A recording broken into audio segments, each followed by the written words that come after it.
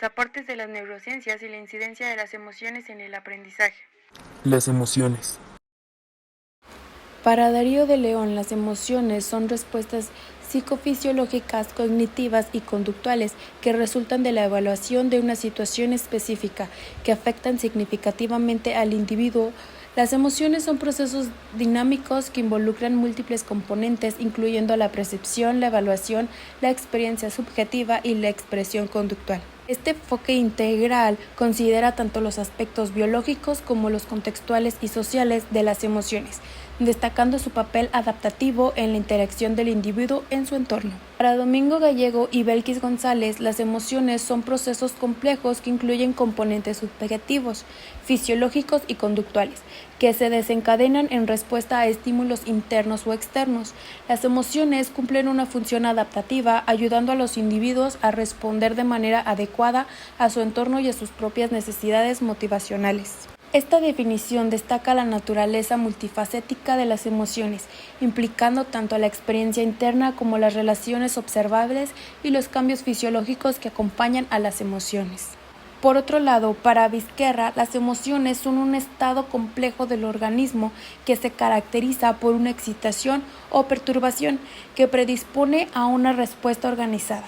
Las emociones se generan como respuesta a un acontecimiento externo o interno que tienen componentes fisiológicos, cognitivos, conductuales y sociales. Estas reacciones son esenciales para la adaptación y la supervivencia, ya que influyen en la manera en la que las personas perciben y responden a su entorno. Vizquerra nos enfatiza la importancia de la educación emocional para gestionar adecuadamente estas respuestas y poder promover el bienestar personal y social. Funciones. Las emociones cumplen diversas funciones esenciales para los seres humanos, tanto a nivel individual como social. Como bien mencionan los autores, existen 6 tipos. La primera es la adaptativa. Esta ayuda a los individuos a adaptarse a su entorno. Por ejemplo, el miedo puede desencadenar una respuesta de huida ante un peligro, aumentando así las posibilidades de supervivencia. La segunda, motivacional. Puede ser un motor que impulsa la acción y la alegría y el entusiasmo. Pueden motivar a una persona a perseguir metas y objetivos, mientras que la frustración puede motivar a encontrar soluciones a problemas. La tercera, social, facilita la interacción y la comunicación entre las personas. La expresión de emociones como la empatía, la gratitud o el enojo ayudan o regulan las relaciones interpersonales y a comunicar estados internos. Cuarta, comunicativa. Permiten comunicar de manera afectiva estados internos y necesidades. La expresión facial, el tono de voz y lenguaje corporal son herramientas que transmiten emociones a las demás, facilitando la comprensión y la respuesta adecuada. 5. La reguladora.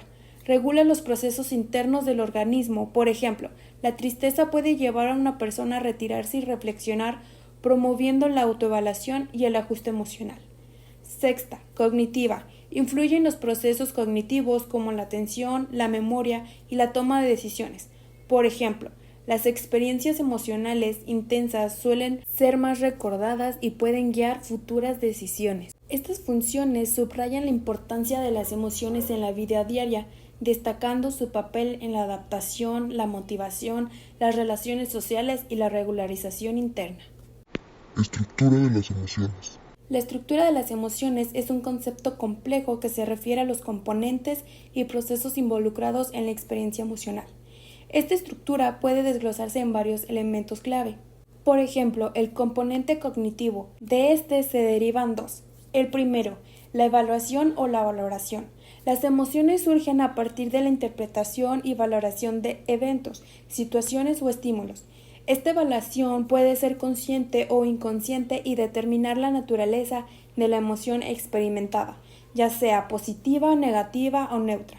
La segunda es el pensamiento asociado. Las emociones están vinculadas a pensamientos específicos que pueden influir en cómo se percibe una situación y cómo se responde a ella. La segunda es el componente fisiológico, e igual se derivan 2 de este componente. La primera son reacciones corporales. Las emociones están acompañadas de cambios fisiológicos en el cuerpo. Por ejemplo, las alteraciones en el ritmo cardíaco, la respiración, la tensión muscular y la actividad del sistema nervioso autónomo. El segundo punto es la neurobiología. Las emociones implican la activación de distintas áreas cerebrales, por ejemplo, el sistema límbico, la amígdala y la corteza prefrontal. El tercer componente es el conductual. El primer punto de este componente es la expresión emocional. Las emociones se expresan a través de gestos faciales, por ejemplo, lenguaje corporal, tono de voz y otros comportamientos que son observables. El segundo, acciones y reacciones. Las emociones influyen en las acciones y decisiones que toma una persona.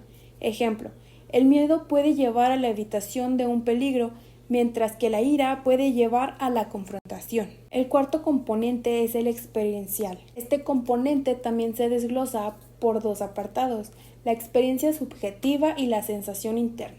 La experiencia subjetiva son experiencias internas que varían de una persona a otra. Esta experiencia subjetiva incluye sentimientos conscientes que pueden ser descritos verbalmente.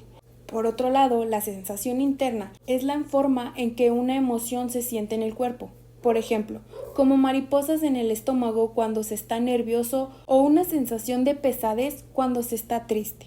Estos componentes interactúan entre sí y conforman la estructura integral de las emociones. La interacción de estos elementos determina cómo se experimentan, expresan y gestionan las emociones en diferentes contextos y situaciones. Tipo de emociones. Las emociones son estados afectivos que experimentamos y se pueden clasificar en varias categorías. Cada una de estas emociones pueden variar en intensidad y pueden ser influenciadas por diferentes factores contextuales, personales y culturales. Nosotros clasificamos 5 categorías. La primera categoría es las emociones básicas. Estas son respuestas emocionales fundamentales y universales que se experimentan en diversas culturas y contextos. Estas emociones son innatas y se consideran esenciales para la supervivencia y adaptación. Estas emociones son reconocibles y comprensibles en todas las culturas, lo que sugiere que tiene una base biológica y evolutiva. Además, estas emociones pueden combinarse y dar lugar a emociones más complejas y matizadas. La segunda es emociones secundarias.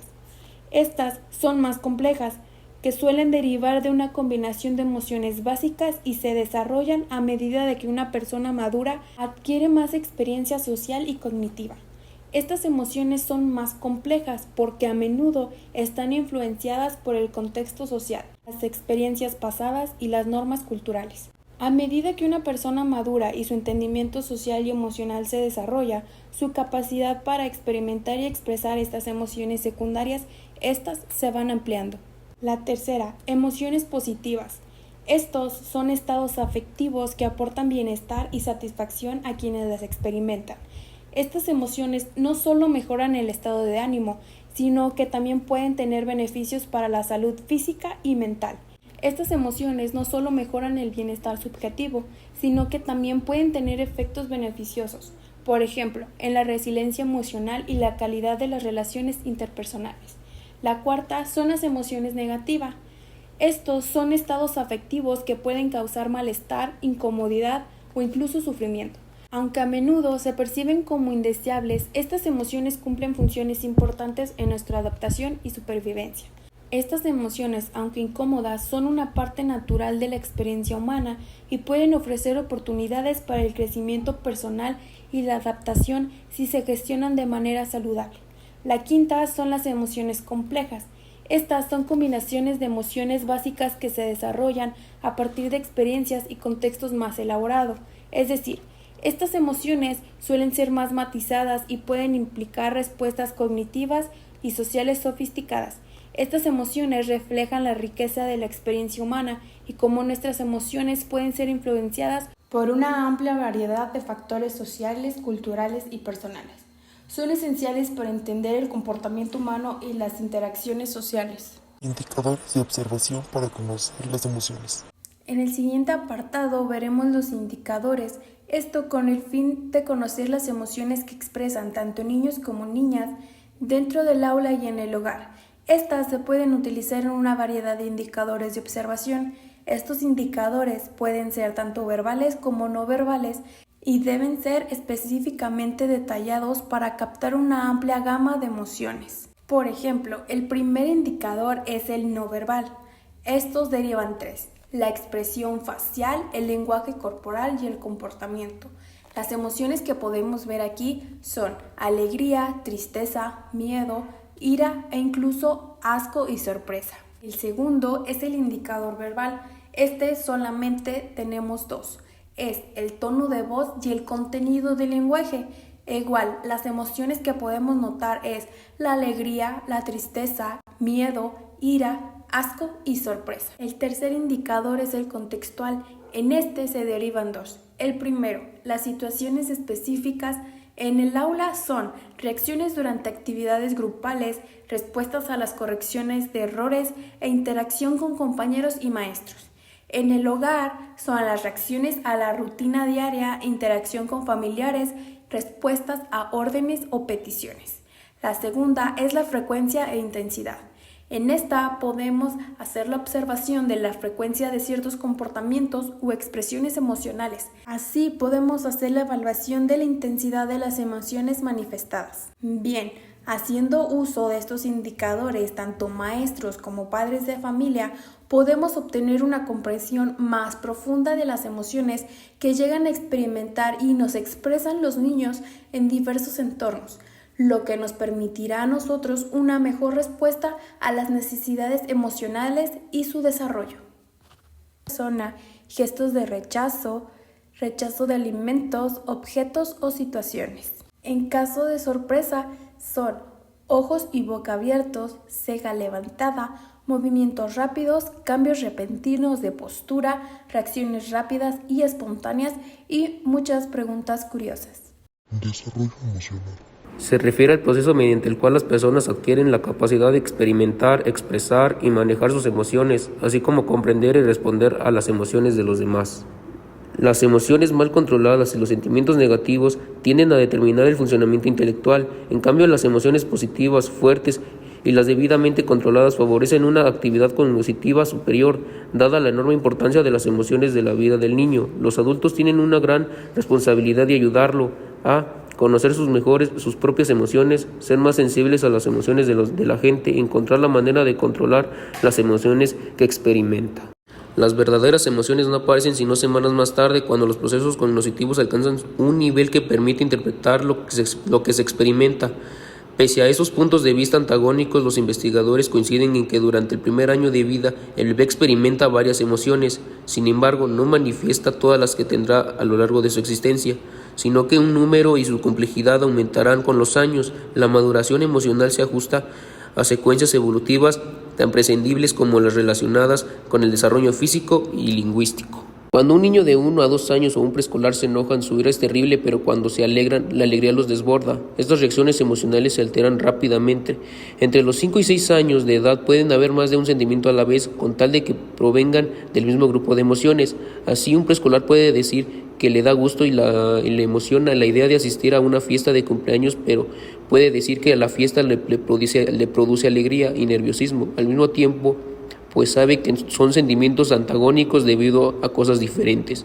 En algún momento entre los 8 y 11 años el niño comprende que su mismo hecho puede producir sentimientos múltiples y contrarios.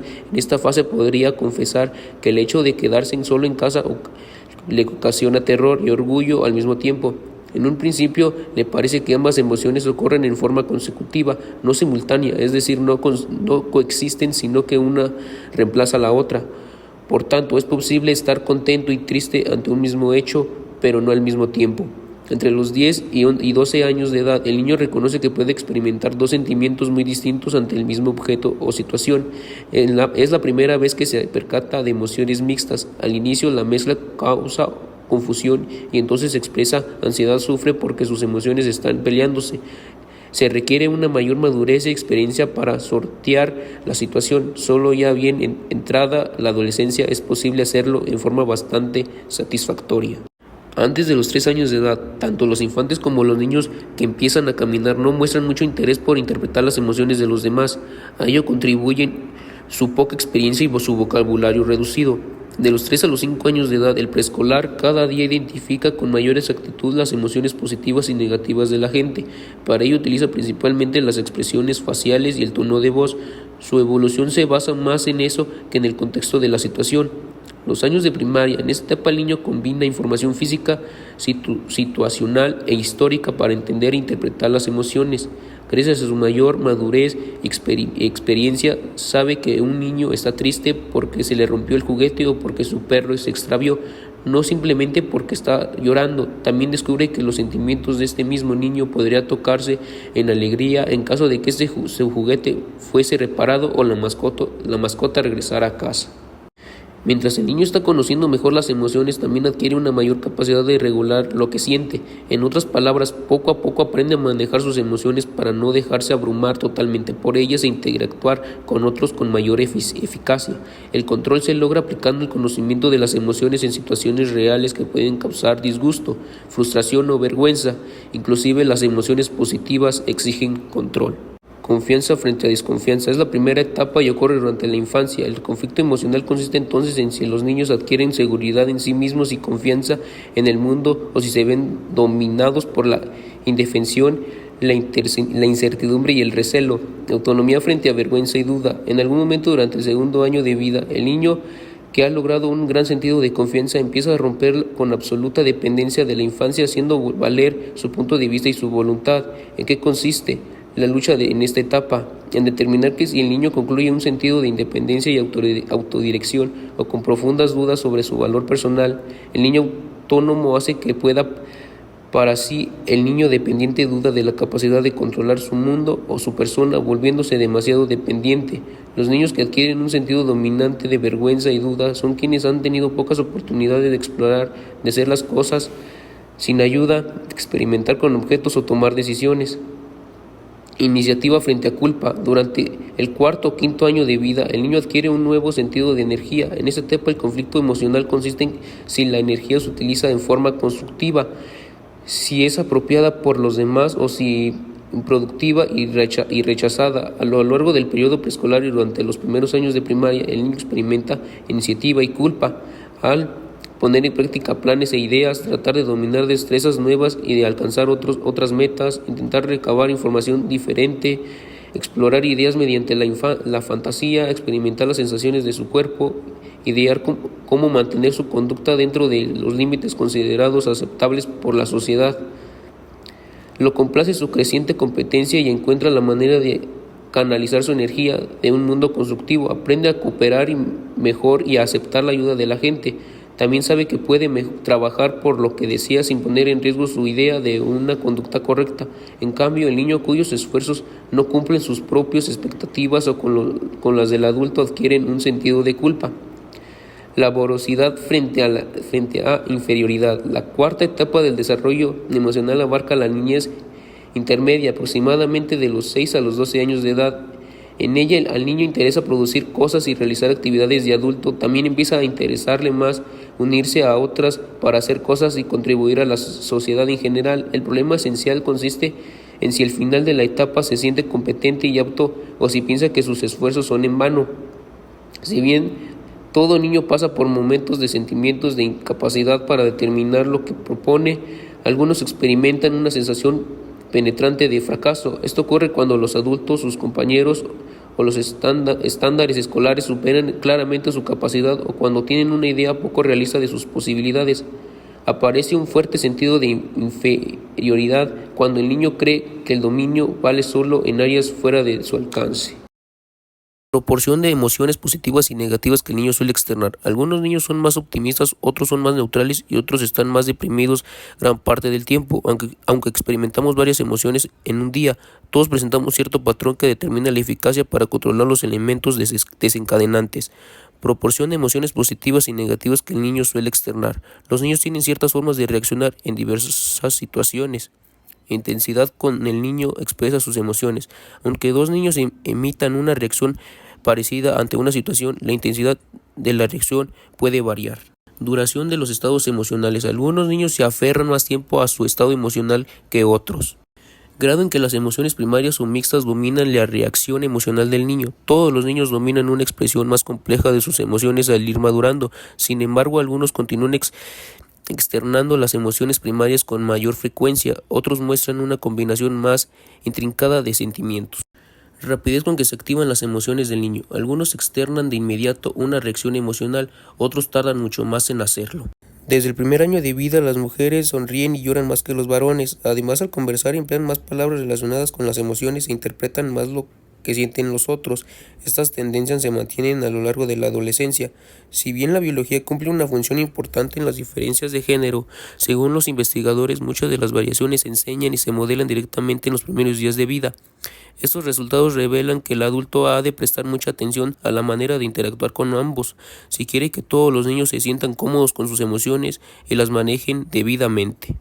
Para una integración exitosa del niño en la sociedad, el pequeño debe de aprender ciertas reglas de expresión sobre cómo externar sus emociones, cuáles son aceptables en determinadas circunstancias y cuáles no. En esto influye tanto las expectativas de su familia como la cultura. Por ejemplo, en muchas familias un niño, al ser regañado, debe mantener el contacto ocular para mostrar respeto y adoptar una expresión solamente para indicar su arrepentimiento. En cambio, en otros se señala desviar la mirada para mostrar respeto. Otros niños sonríen como señal de disculpa cuando los reprende una persona mayor y otros más muestran inexpresividad facial. El niño aprende estas variaciones en la familia y en la comunidad, las asimila observando e interactuando con los demás. En un principio obedece las reglas de expresión para evitar reacciones negativas o para lograr la aprobación de las personas importantes en su vida. Con el tiempo llega a aceptarlas como algo natural en su vida dentro de la familia y la cultura. Imitación. En la comida realizada después del funeral de su abuela Marina, una niña de 3 años de edad voltea y ve el gesto de su madre y empieza a llorar. La madre busca su pañuelo, solloza y se limpia la nariz. Marina corre hacia la mesa del buffet, toma una servilleta de papel, empieza a llorar y a limpiarse la nariz. En este caso, la niña evidentemente está limpiando las expresiones emocionales de su madre o manera de guía lo que debe hacer en una situación desconocida hasta ahora. Retroalimentación. El adulto suministra retroalimentación a los niños respecto a la forma correcta de expresar las emociones. Instrucción directa. Muchas veces el adulto da al niño instrucciones específicas sobre cómo expresar las emociones. Lo hace cuando se refiere a reacciones apropiadas e inadecuadas de otros, lo mismo que cuando le dice al hijo qué debe de hacer. Juan hizo bien en manifestar su opinión en la junta. Estaba enojado, pero no perdió el control. No deberías reírte de las personas en silla de ruedas. Acabas de obtener el primer lugar, deberías sonreír. Reglas como las anteriores son formales o informales y se hacen cumplir mediante castigos o premios sociales. Como el niño aprende lecciones de lo más diverso, también expresa sus emociones en varias formas. Cerebro social. Las emociones juegan un papel central en nuestras vidas, nos informan, nos movilizan a la acción y nos permiten actuar de una manera más precisa. Es importante aprender a escucharlas, a tomarlas en cuenta en nuestra toma de decisiones y estilos de afrontamiento. Respecto al área interpersonal, la inteligencia emocional juega un papel primordial en el establecimiento y construcción de las relaciones con el otro. Las personas emocionalmente inteligentes tienen la habilidad de percibir, comprender y manejar emociones en la propia experiencia y en la interacción con los demás. Se refiere al proceso mediante el cual las personas adquieren la capacidad de experimentar, expresar y manejar sus emociones, así como comprender y responder a las emociones de los demás. ¿Qué papel juega el cerebro social en el aprendizaje? El cerebro social juega un papel crucial en el aprendizaje debido a la forma en que los seres humanos procesan y responden las interacciones sociales. Motivación y compromiso. La interacción social pueden aumentar la motivación y el compromiso en el aprendizaje. Desarrollo de las habilidades. A través de interacción social, las personas desarrollan habilidades importantes como la empatía, la comunicación y la resolución de conflictos, realimentación y corrección. La interacción social permite recibir retroalimentación inmediata y corrección de errores, lo cual es especial para el aprendizaje efectivo. Aprendizaje observacional. El cerebro social facilita el aprendizaje observacional donde los individuos aprenden, observan el comportamiento de otros, cerebro y emociones. Las emociones juegan un papel central en el aprendizaje. Estas a menudo son moduladas por la interacción social. Europlastía. Las interacciones sociales estimulan la europlastía, la capacidad del cerebro para reorganizar y formar nuevas conexiones sinápticas. El cerebro social facilita el aprendizaje al mejorar la motivación, el compromiso, el desarrollo de la habilidad social, la recepción de retroalimentación, el aprendizaje observado y la neuroplasticidad.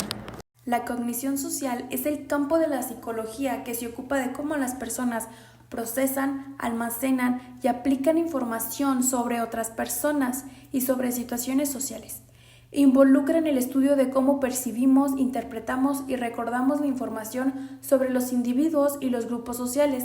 La cognición social es crucial para entender cómo interactuamos con los demás y cómo tomamos decisiones en contextos sociales. Por ejemplo, tenemos componentes clave de la cognición social. Este se compone por 7 puntos. El primero es la percepción social y este se deriva del reconocimiento de rostros y percepción de emociones. El segundo es la atención social. El tercero es la memoria social. El cuarto son inferencias sociales y de este se derivan las atribuciones y la teoría de la mente.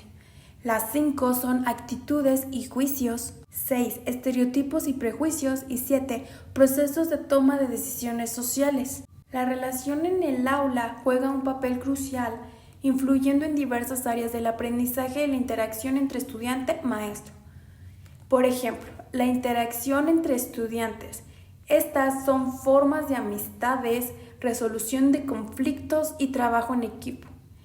Por otro lado, están las interacciones entre maestros y estudiantes. Esta debe tener empatía y apoyo emocional, comunicación afectiva, disciplina y manejo del aula. La otra sería desarrollo de habilidades y emociones. Esta tiene que estar moldeada y reforzada para que los maestros puedan ver los comportamientos sociales positivos y reforzar estas conductas en los estudiantes. Así promueve un entorno de respeto y colaboración. También debe de haber percepción y autoevaluación. Estas tienen que tener autoestima y autoconcepto y motivación. La inclusión y la diversidad también deben de estar incluidas, ya que estas derivan comprensión y respeto por la diversidad y la reducción de prejuicios. El desempeño académico también debe de tener la colaboración y aprendizaje cooperativo y manejo del estrés y la ansiedad. La cognición social en el aula no solo se maneja la dinámica social y emocional, sino que también contribuye al éxito académico y al desarrollo integral de los alumnos. Las neuronas de espejo desempeñan varias funciones importantes y contribuyen de diversas maneras al funcionamiento del cerebro y al comportamiento humano. Por ejemplo, en las funciones tenemos imitación y aprendizaje social. Estas permiten que los individuos imiten y aprendan nuevos comportamientos, observando a otros. Esta capacidad de imitación es fundamental para el desarrollo social y cultural de los seres humanos. La empatía y la comprensión emocional.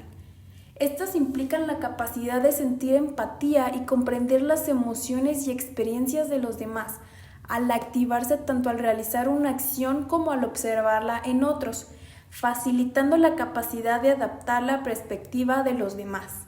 El proceso de la intención.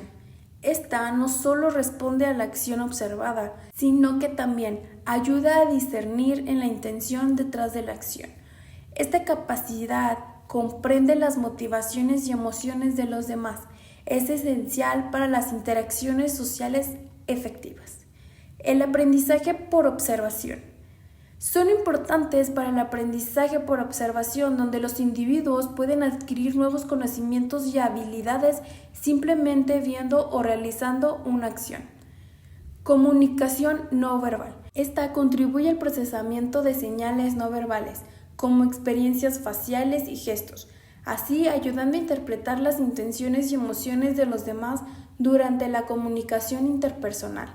Por otro lado, tenemos las contribuciones, por ejemplo, el desarrollo social y emocional. Estas son cruciales para el desarrollo de habilidades sociales y emocionales desde la infancia, incluida la imitación, empatía y la comprensión de las interacciones de los demás. Otra sería la interacción social afectiva. Esta facilita la interacción y la comunicación efectiva entre los individuos al ayudar a comprender y a responder a las señales sociales y emocionales de los demás. La formación de vínculos sociales. Estas contribuyen a la formación de relaciones sociales positivas al facilitar la empatía y la comprensión mutua entre los individuos. El aprendizaje y educación. Son importantes para el aprendizaje social y emocional en el aula, donde los estudiantes pueden aprender observando a los maestros y compañeros. Adaptación cultural. Esta ayuda a transmitir y adquirir conocimientos y comportamientos culturales a través de la imitación y el aprendizaje social. Esto contribuye a la cohesión y la transmisión de la cultura. Bien, estas desempeñan un papel fundamental en el desarrollo social y emocional, la comunicación interpersonal y el aprendizaje social, contribuyendo en gran medida a la forma en la que los seres humanos interactúan y se relacionan entre sí. La función y el provecho en los procesos de enseñanza y aprendizaje. Tenemos 4 funciones. La primera es imitación y aprendizaje por observación.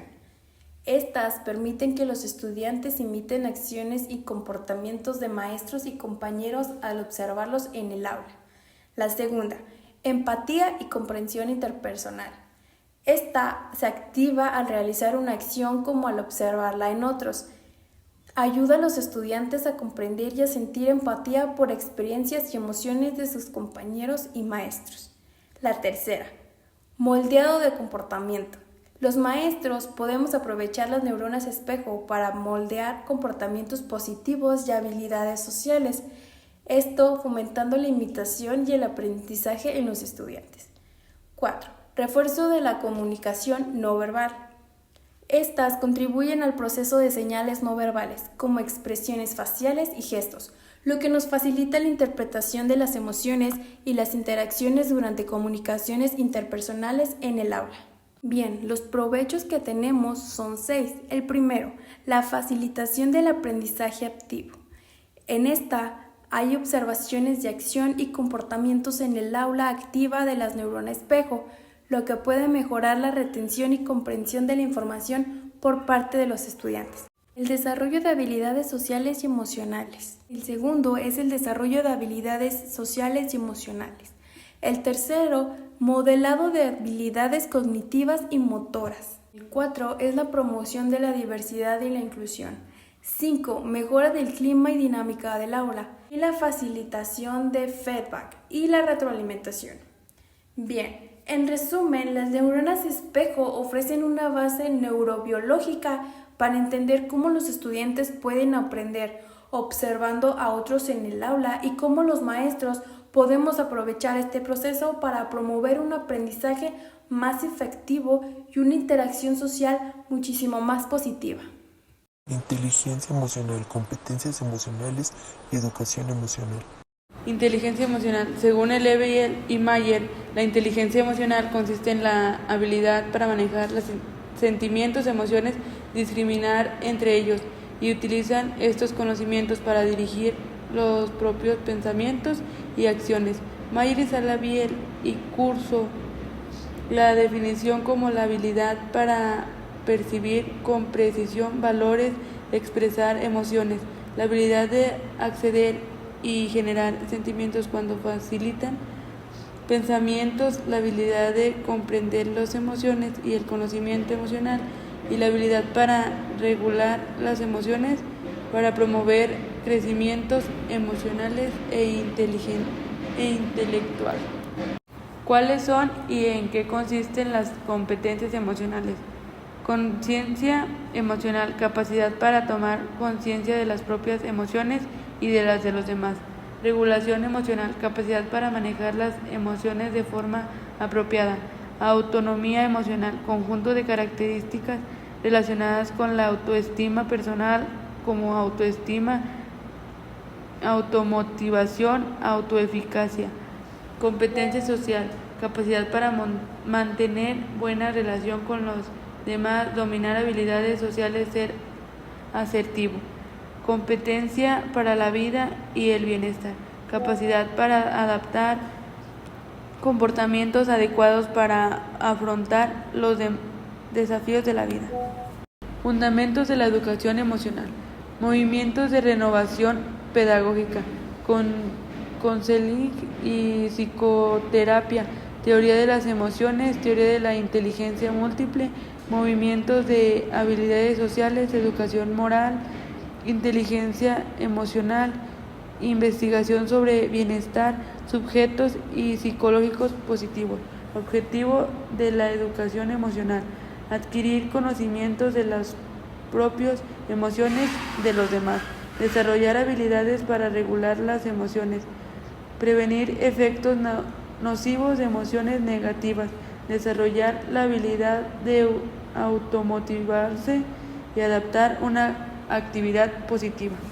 Objetivos de la educación emocional: adquirir conocimientos de las propias emociones de los demás, desarrollar habilidades para regular las emociones, promover efectos nocivos de emociones negativas, desarrollar la habilidad de automotivación y adaptarse a una actividad positiva.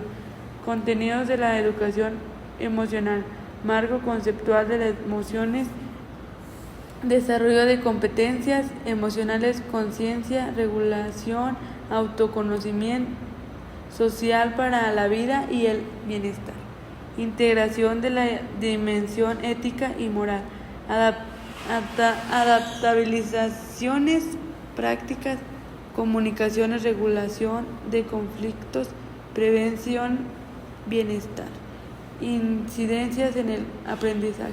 El texto señala que diversos estudios han puesto de relieve que a medida que los niños y jóvenes van adquiriendo competencias emocionales, se observa consecuencias positivas en su comportamiento, como mejor regulación de la impulsividad, mayor bienestar objetivo y más resiliencia. Relación con la inteligencia emocional. La educación emocional se basa en los conceptos de inteligencia emocional, especialmente la conciencia emocional y la regulación emocional. Sin embargo, la competencia emocional se concibe de forma más amplia que la inteligencia emocional, integrando aspectos sociales y emocionales más allá de las habilidades cognitivas. Incidencia de las emociones en el aprendizaje. Importancia de las emociones. Para Frida, del 2004, dice que lo verdaderamente importante de las emociones es la identificación y la valoración acerca de hechos que pueden significar más relevante en nuestras vidas. Las emociones cumplen la función de adaptarnos a nuestro entorno, no son buenas ni malas, son señales e información acerca de lo que nos rodea y de nosotros mismos. Sirven para informarnos sobre lo que nos necesitamos, nuestras metas y valores prioritarios, preparándonos e impulsándonos para actuar. Curiosidad. Los niños normalmente son muy curiosos en este caso que hablamos del tema de las emociones, pues los niños se sorprenden por cómo reaccionan ante las situaciones o problemas. De igual manera, la curiosidad los consume y preguntan muchas cosas, como el por qué está llorando o incluso por qué les pasa eso, o reaccionan así. Los niños van descubriendo y analizando sus emociones poco a poco, como se vayan dando o apareciendo.